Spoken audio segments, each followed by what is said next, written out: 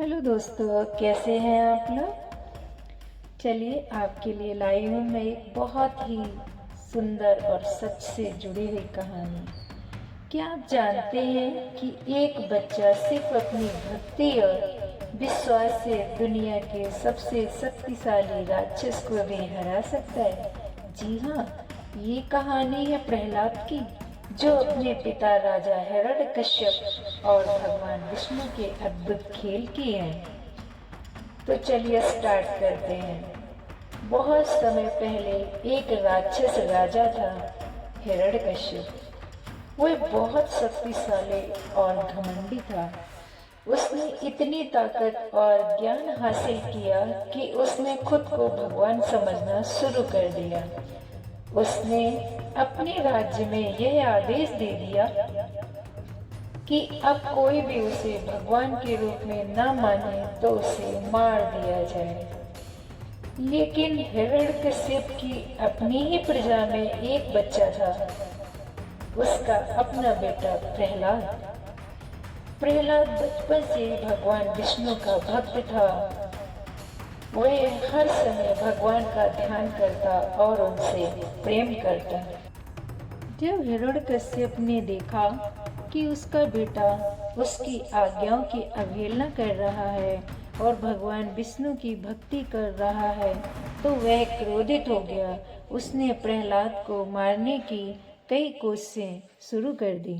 हिरण्यकश्यप ने प्रहलाद को जंगल में छोड़वा दिया, जहाँ पर शेर, बाघ, चीता आदि जंगली जानवर रहते थे। लेकिन प्रहलाद के आगे सभी मृदुल बन गए और प्रहलाद के दोस्त बन गए। उनके साथ प्रेम से व्यवहार करने लगे। जब हिरण्यकश्यप ने यह देखा कि जंगली जानवरों का उस पर कोई असर नहीं है, तो उसने एक दूसरी योजना बनाई और उसने एक विशाल जंगली हाथी को मंगवाया और प्रहलाद को उसके पैरों के नीचे कुचलवाने के लिए डाल दिया। लेकिन तब भी प्रहलाद राम राम करता रहा, अपने भगवान की वंदना करता रहा और हाथी ने अपने पैर पीछे बढ़ा लिए। अपने को हारा हुआ देखकर हिरण्यकश्यप ने फिर दूसरी योजना बनाई और उसे विशाल समुद्र में फेंकवाने का प्रबंध किया। जैसे ही हिरण्यकश्यप के सेवादारों ने प्रहलाद को समुद्र में फेंका, तो भगवान विष्णु ने उसे अपनी गोद में ले लिया। ऐसे हैं हमारे प्रहलाद। उसके बाद हिरण्यकश्यप बहुत ज्यादा चिंतित होने लगा और क्रोध भी करने लगा। तो उसने अपनी बहन होलिका को बुलाया और उससे कहा कि वह अपने भतीजे यानी प्रहलाद को गोद में लेकर अग्नि में बैठ जाए, जिससे प्रहलाद जलकर राख हो जाए। लेकिन यहाँ तो कुछ उल्टा ही हो गया।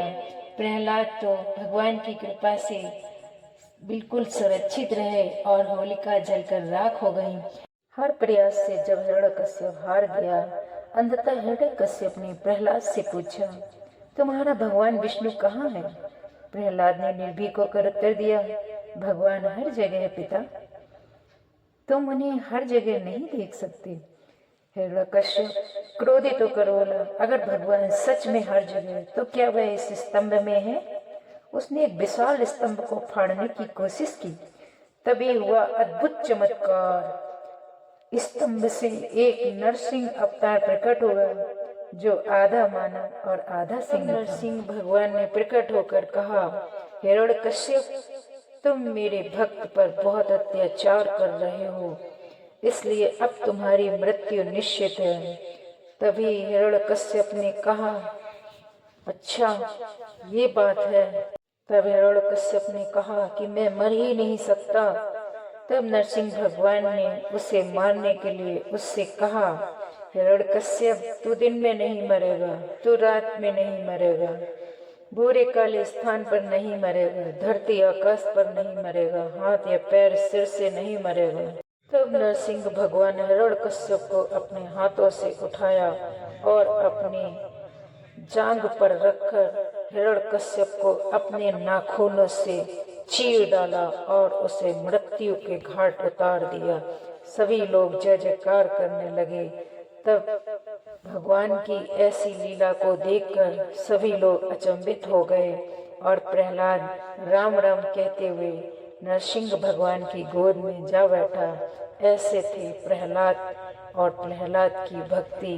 तो इसका आशय है कि भक्ति और विश्वास की शक्ति। प्रहलाद ने बचपन से ही भगवान पर भरोसा किया और अंततः उसका जीवन सफल हुआ।